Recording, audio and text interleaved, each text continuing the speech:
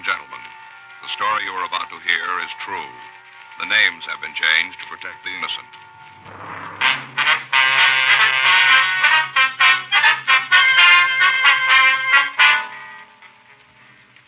You're a detective sergeant.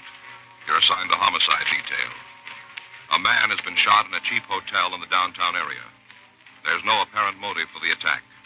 No lead to the identity of the assailant. Your job? Find him.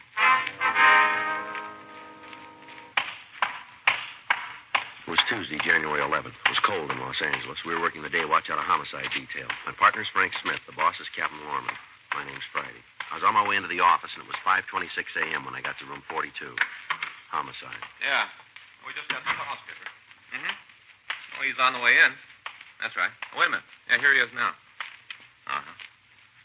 No, I haven't called him yet. Well, I didn't say anything. Okay, we'll keep in touch with him. Right. Bye.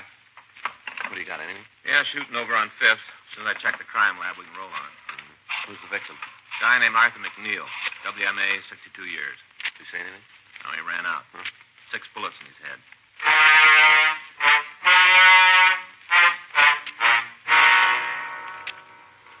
The Garnet Hotel was located on 5th Street between Turner and Banning.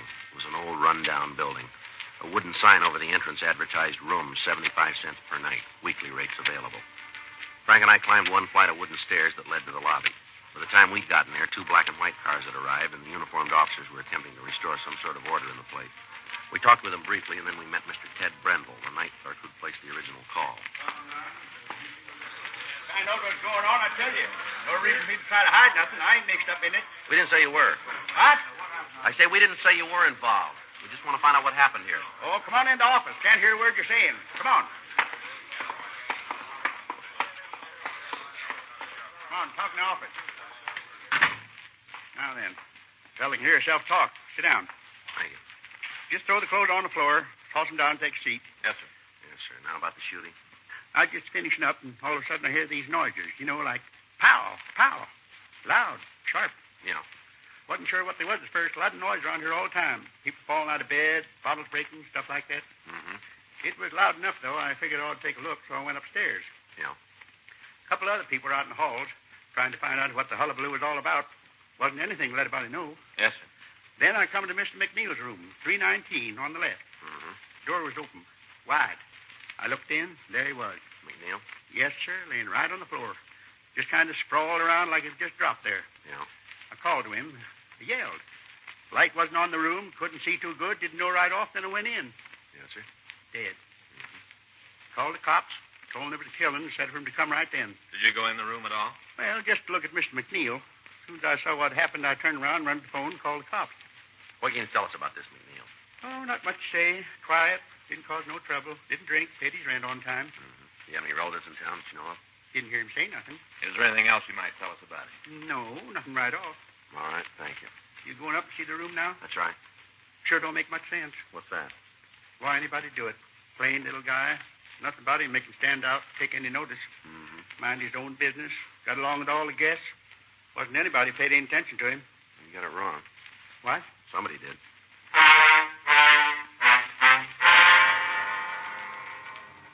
6:12 a.m. The crew from the crime lab arrived and began their investigation of the murder room. The canvass of the area was started in an attempt to find somebody who might have seen the killer. Frank and I went up to room 319. The appearance of the room indicated that there'd been a struggle before McNeil was killed. Clothing was scattered around the floor. Tables were overturned. The bedding had been ripped from the bed and then torn apart. Pictures had been removed from the wall. Books were scattered all around the place. The drawers from the small desk and the bureau had been ransacked. Papers had been thrown around. While Lieutenant Lee Jones continued his investigation, Frank and I talked with the night clerk, Ted Brendel. Do you know if McNeil carried large sums of money? Huh? Did McNeil carry much money with him, would you know? Don't know as I can answer that. He never did flash any of it around. Guess he had enough to live on, though. Told you before he always paid his rent on time. Yeah. Do you have any close friends you know of? Only met one. Who was that? Girl. You know her name? Well, ain't exactly a girl either. Guess she's around 50. A couple of times, McNeil took her out to a movie or something. They came in. He went upstairs, changed his clothes, and her and me, we talked. Mm-hmm. I guess he saw something kind of interesting in her. Myself, I couldn't, though. Kind of dumpy, you know. Seemed to like her, though. A couple other times he talked about her, said how she was so nice, seemed to understand him. How about her name? Let me think for a minute. Clara. Yeah, it seems like that was it. Clara. You know where we can get in touch with her? Well, the way I remember, she lived in a hotel down the street near 6th. Did you know the name of the place? Eldridge, I think it was. Not real sure. If you ask down there, they ought to be able to tell you, though. Name's Clara or something. What if we could use your phone? Sure, in the lobby downstairs. I'll call. All right. Hey, you gotta have dime. It's a payphone. Yes, sir. Gee, they sure made a mess. Did McNeil get much mail while he was here? No, a couple of letters. You know who they were from? Some law company here in town. Must have been good. You know how they have the name printed up in the corner of the envelope? Yeah. Embossed. Must cost them something. You remember the name? No, can't get a picture. Did McNeil drive a car? Used to take a streetcar to work. Know that because he used to talk about the people he met. He got real sore when it rained. Told me he couldn't stand the smell of wet wool. Said there ought to be a law that nobody could wear wool clothes when it rained. Yeah. He was a funny little guy. Got real definite ideas about things. That's so? Oh, yeah. Made up his mind and stuck to it. Like the envelope. Well, what's that? The envelope he had a couple of days ago. Wanted to put it in the hotel safe.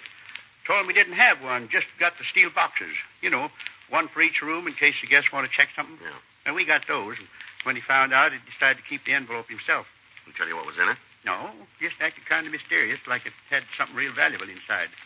When he found out there wasn't safe, he told me he'd keep it with him. But he didn't give you any idea what was in the envelope?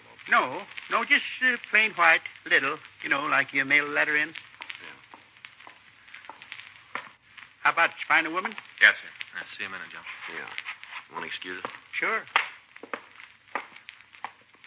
What do you got? I'm going to check the hotel. The woman's name is Clara Fabian. Yeah. She checked out 30 minutes ago. Say where she's going? No, clerk said she was pretty upset. Yeah. Said something about a death in the family.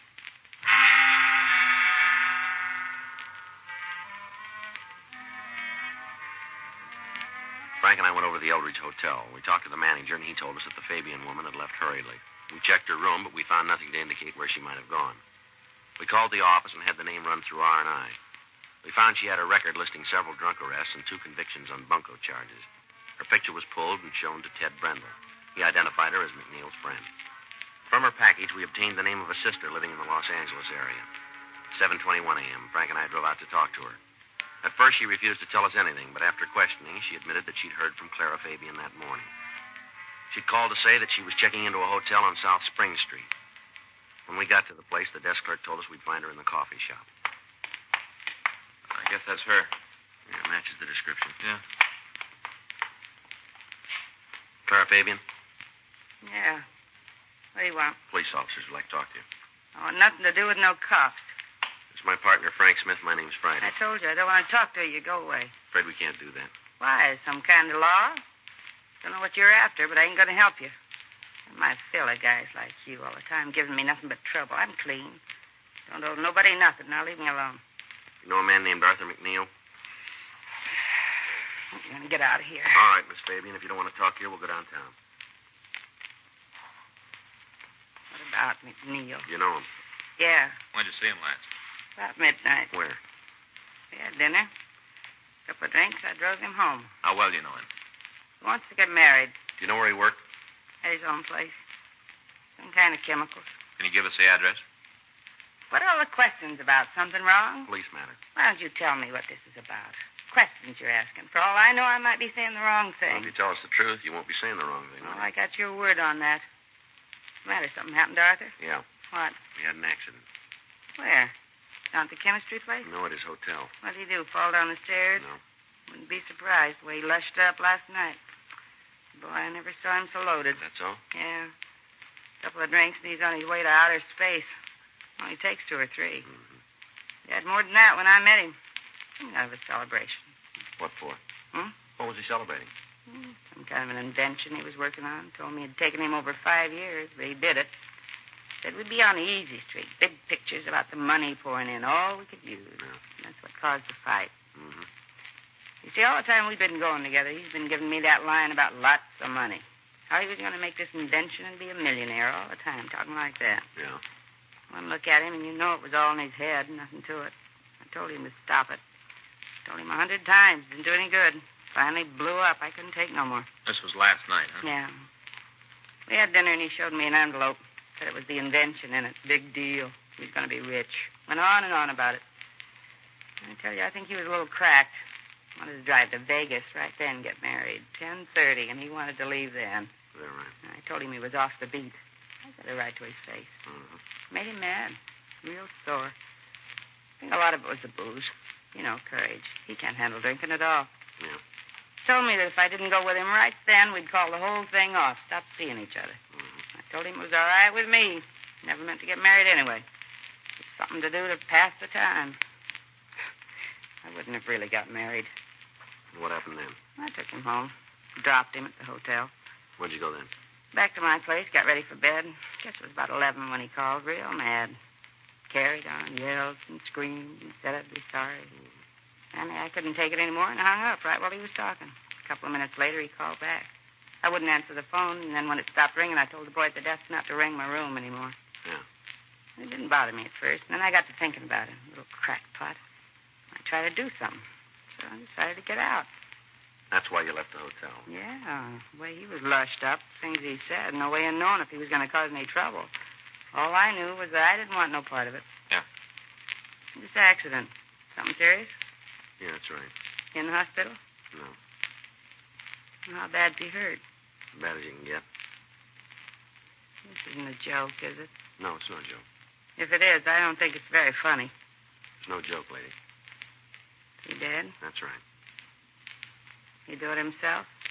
Looks like he had some help. Poor little guy.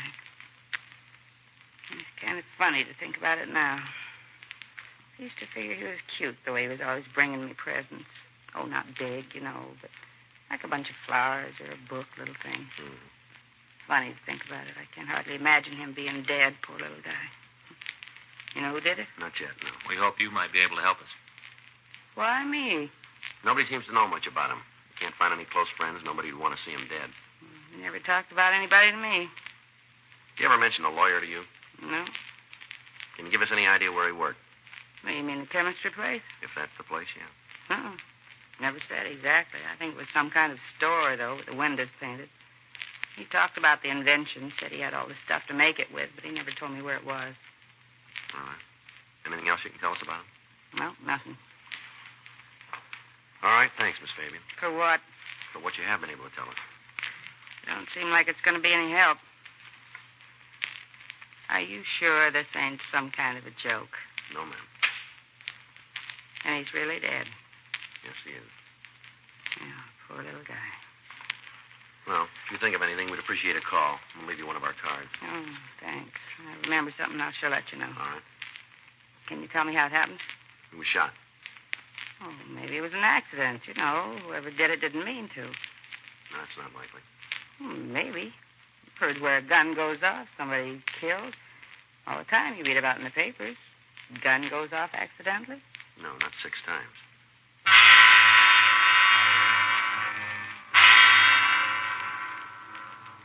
Frank and I went back to the office. We called the crime lab and talked with Lieutenant Lee Jones. He told us that they'd been unable to find anything we could use at the scene of the killing. He said that the victim had been shot with a .38 caliber revolver. In going over the room, his crew had found several items of value. In light of this, there was the possibility that the motive for the killing was not robbery, as we'd thought before. Lieutenant Jones said that the coroner had called, and he'd said that he'd found over $100 in cash on the body of the victim, also a wristwatch and an expensive ring. In one of the pockets of the coat McNeil was wearing, the crew from the crime lab had found an address book. Jones said he was sending it over to us. The canvass of the area had netted us nothing. None of the people in the immediate vicinity had seen anything out of the ordinary at the time of the killing. We contacted the stats office and asked them to make a run on the method of operation. Until we could come up with a motive for the slaying, there was little we could do to apprehend the killer. Additional men had been sent out from the office to interrogate the other people in the hotel. They reported that they'd found nothing to aid us. 10:47 a.m. Well, we're sure building zeros. We sure are. There's not much to go on. Nothing. I got it. Homicide, Friday. Yes, sir. That's right. Well, how'd you hear about it? Yeah. Yes, sir, we would. What's that? All right. As soon as we can get there. Yes, sir. Goodbye. Might have a break, maybe. Man says he's McNeil's lawyer. What's he got? First step. Huh? The reason McNeil was killed.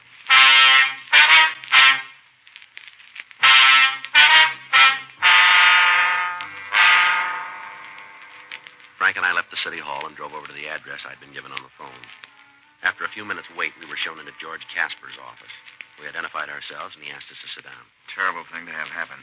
Yes, sir? I heard about it on the car radio this morning while I was coming to work. You're Mr. McNeil's attorney, are you? Yes, have been for over 10 years. On the phone, you said that you knew why he was killed. That's right. I feel a little silly about it now that you're here. It all seems pretty melodramatic. Like, tell us about it? It's McNeil's formula. What, sir? For the past 8 years, McNeil's been working on a new type of explosive for commercial use. I see. It's supposed to have a lot of advantages. Easy to carry, minimizes the danger of accidental firing. The way he painted it, it'd answer a lot of problems in building. Mm-hmm.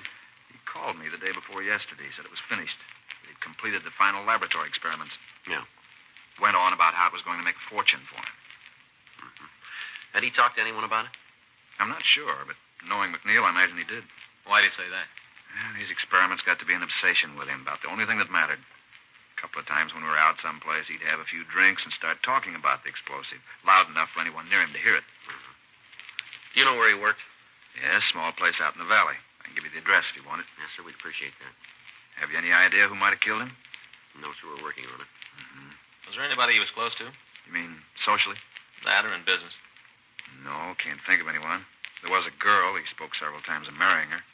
Sorry, but I can't tell you any more than that. I don't know her name. All right, fine, Mr. Casper. Does he have any relatives here in town? No, he made a will several months ago.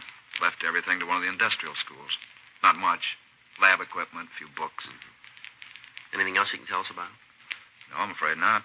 Most of the time he's pretty quiet. Kept to himself. Once in a while he'd go on a bender. Might last a couple of days.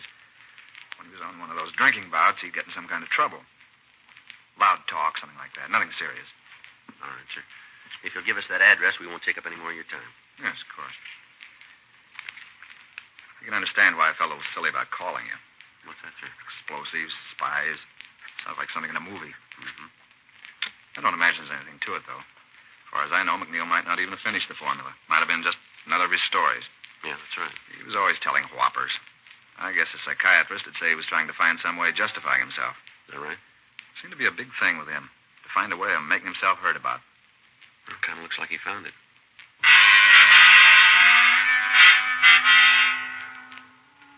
Frank and I went back to the office and met with Captain Lorman.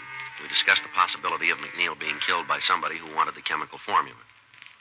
Because of the potential value of the explosive, federal authorities were notified, and they sent a team of men out to aid in the investigation. The next morning, Wednesday, January 12th, we picked up a list of similar crimes from the stats office. In checking out the victims, we got the same description of the thief from each one of them. They all described him as a white male American, 32 years, 165 pounds. In each case, the thief had followed the victims and attacked them as they entered their homes. The last robbery had taken place 3 weeks before on December 23rd.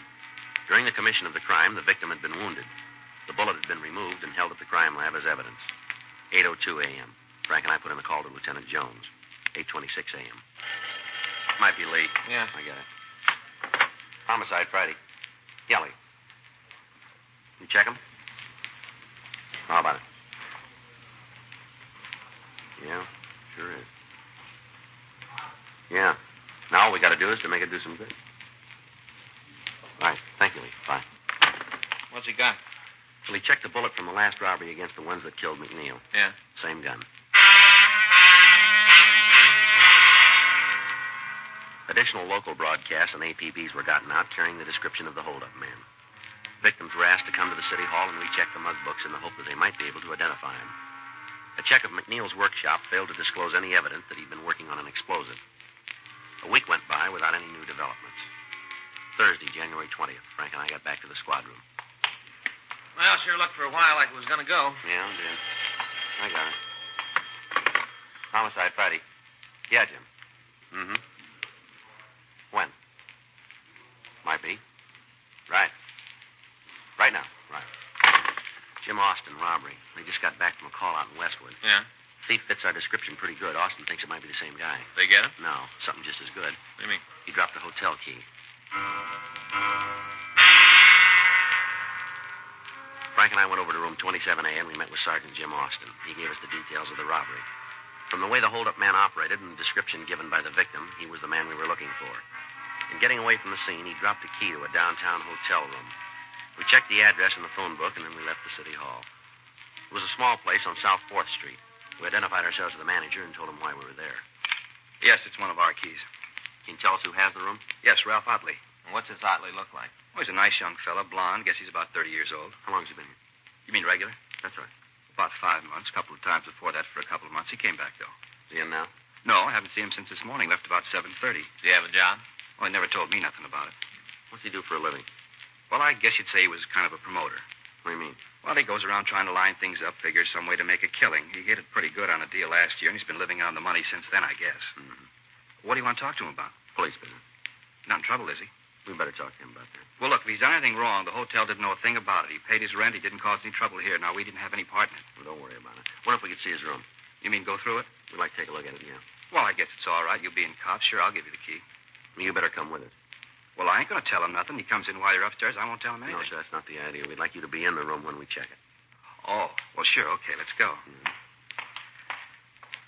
You really figure that there's something wrong with this Otley, huh? Well, we're not sure. You know, come to think about it, there could be. Why do you say that?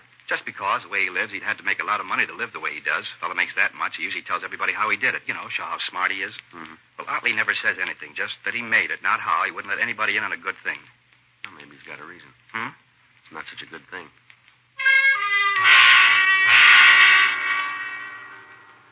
In the company of the manager, Frank and I checked the suspect's room. In one of the bureau drawers, we found a box of shells for a .38 pistol. There were also several items that had been listed as stolen in previous robberies.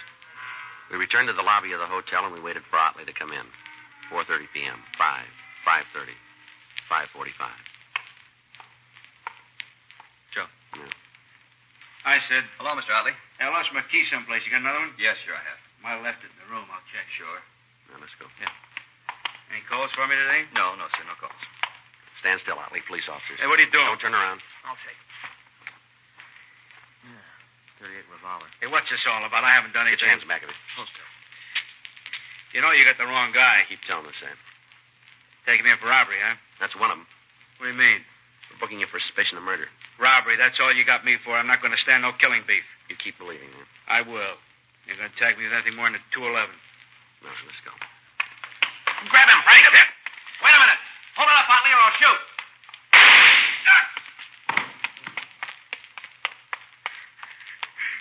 Why did you kill me, cop? Why? You're lucky. That's all you know. I'd have been better off, a lot better. You should have killed me. All right, come on. We'll take you down to George Street Hospital. I didn't mean to shoot the old man. Is that so? Yeah, he wouldn't give me the money. He kept saying he didn't have any. Yeah. I heard him talking about how he was loaded. He could have just given it to me. No trouble if he'd just given me the money. All right, settle down. You're not hurt bad. Well, he started yelling. I had to shoot him. I had to. It wasn't any other way. You should have killed me. That's why he took off, so you'd kill me. I wish you had a... Well, don't worry about it. Huh? Maybe it'll turn out that way.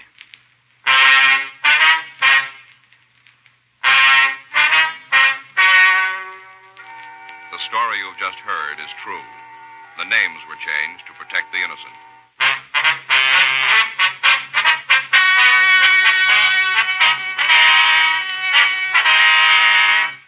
Ralph Neville Otley was tried and convicted of murder in the first degree and received sentence as prescribed by law.